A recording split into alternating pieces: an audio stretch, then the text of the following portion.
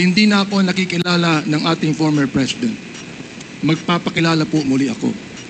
Mr. President, ako po si Bishop Benny Abante, ang Pangulo ng Bible Mode, Bible Believers League for Morality and Democracy, na mayroong 6,000 churches sa buong mundo.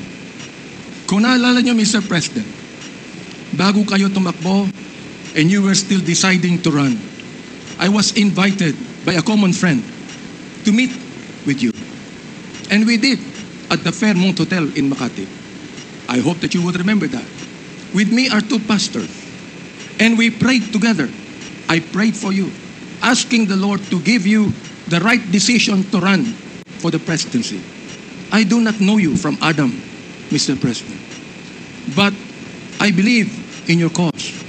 I believe in your plan. And because of this, Mr. President, I work hard to campaign for you. Many of the pastors of the Baptist community voted for you. Gusto ko pong marinig ito ng mga DDS trolls at DDS vloggers na tumitira sa amin at sinisira ang aking reputasyon.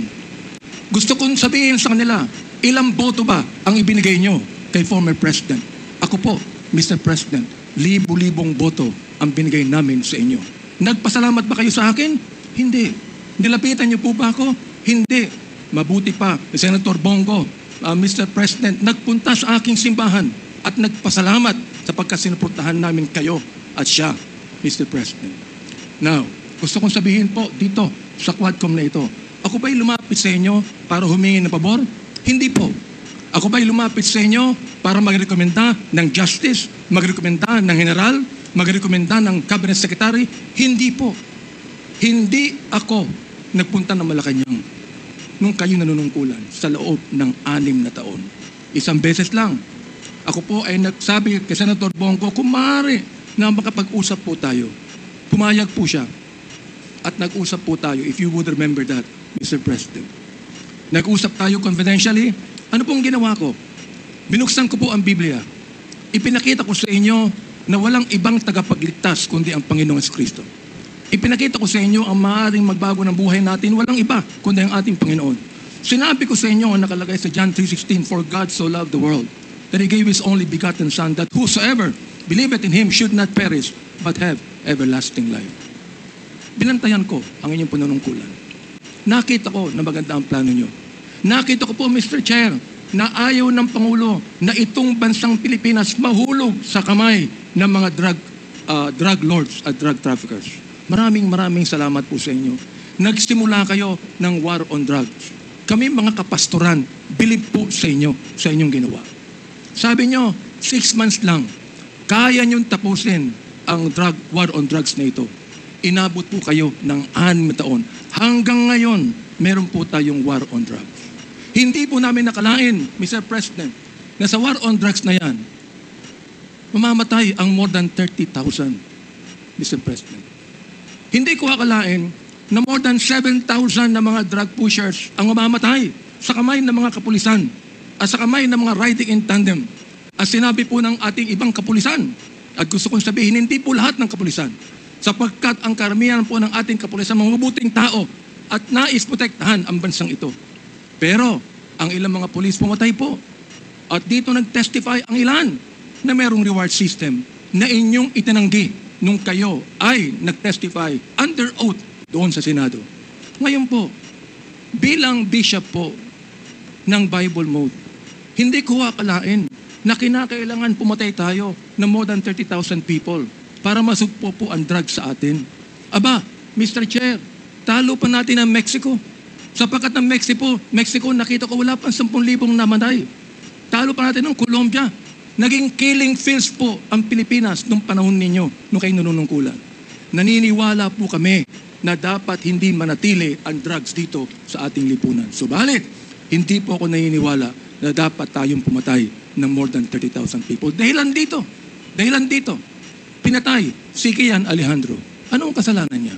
Pinatay ang isang 3-year-old na bata na nahagip ng stray bullet dahilan pumatay sa isang drug pusher. Pinatay ang 9-year-old na bata doon sa Caloocan, Mr. President, Mr. Chair. Ang kanyang bala ay nandun pa sa kanyang katawan nung siyang nilibing. Subalit anong sabi ng funeral service. Siya po'y namatay dahil sa pneumonia. Pinatay po ang isang driver ng tricycle driver sapagkat sinakay niya ang isang drug pusher. Yung drug pusher pinatay, pero yung driver ng tricycle pinatay din, Mr. President. Hindi niyo po alam to. Hindi niyo po alam to. Ngayon, meron pa. Meron pong isa dahil sa tokhang kumatok sa isang pintuan, hinanap ang isang taong nangangalampilo na isang drug pusher. Hindi nakita. Pinatay. Yung pinagtanungan, yung pilo, buhay pa, Mr. President, Mr. Chair. At naglalako pa, palagay ko, ng drugs ngayon. Hindi ko po maintindihan to. Hindi ko po maunawaan kung bakit ganon. Samantalang sinuportahan kayo ng maraming pastor ng Baptist community. Ang ilang mga kapastoran po nandito at ilang mga pastor namin nanonood ngayon at pinapakinggan ang aking tinig, Mr. Chair. Ako po ay binabas araw-araw ng mga bashers ng DDS troll, ng DDS bloggers. Minumura itong taong ito. Sinisira ang aking reputasyon. Minumura po ako ng katulad ng inyong pagmumura, Mr. President. Hindi ko akalain kung bakit gagawin nila yan. Ang tanong ko, ilang boto ba ang ibinigay ng mga DDS vloggers sa inyo? Gusto kong sabihin sa inyo, I can testify on this, na libu-libong boto ang nakuha nyo sa Baptist community at hindi ako humiling ng anumang pabor sa inyo, Mr. President. In fact, kung naalala nyo, Mr. President, sinabi ko kay Senator Bongo na nais kitang imbitahan sa aming selebrasyon ng National Baptist Day, Mr. President. Nihinto ko lang po yung pakikipag-usap na ito ni Delga sa ating presidente para po makapakinig po sa akin ng tama. Inimbitahan ko kayo. Nagpunta ho kayo, Mr. President. Doon po sa SMX, nakita nyo ang 7,000 na mga Baptist leaders na nakinig po sa inyo. Sa inyong speech, Mr. President. Oo. Doon po sa speech ninyo, sa harapan po ng mga bishop at ng mga pastor, nagmumura kayo. Pinagbigyan po namin kayo. Kahit na hindi maganda sa amin makarinig ng mura, pinagbigyan po namin kayo dahil kayo ang Pangulo at dapat namin kayong respeto, Mr. President. Andito ho ako, nakaupo sa harapan nyo. Nagpapasalamat sa pagkakataong ito na masabi ko ng buong katapatan sa inyo ang ginawa ng more than 6,000 na mga kapastoran ng Bible Mode para sa inyong eleksyon bilang Pangulo ng Pilipinas. Nung akin pong nag-file ako ng bill, Mr. President, yung pong tinatawag nating Republic Act 11897, an act declaring the second Thursday of January of every year as special working holiday to be known as National Baptist Day. Sinuportahan po ito ng lahat ng mga congressman. Sinuportahan po ito ng lahat ng mga senador. Okay. At nilagay po sa inyong opisina. Pinirmahan nyo ba ang bill na yan? Hindi po. Naging batas yan because it lapsed into law after 30 days. Pero okay lang po sa amin yun. Okay lang po sa amin yun. Yun na lang siguro ang maaaring pasalamat ninyo, Mr. President, sa amin. Bilang pagboto namin sa inyo ng mga libo-libo mga Baptist leaders at Baptist members sa buong kapuluan. Hanggang ngayon, nilarespeto po kayo ng aming kapastoran.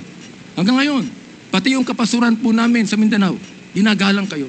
Marami yung kami pastor sa Davao na ginagalang po kayo. Bakit po? Sapagkat kayo ay naging Pangulo ng Pilipinas. Ang kahilingan lang po namin dito, Mr. President, habang kayo po ay kinakausap namin ngayong umaga, ang kahilingan lang po namin dito ay sana po naman respetuhin po ninyo ang Quadcom hearing na ito.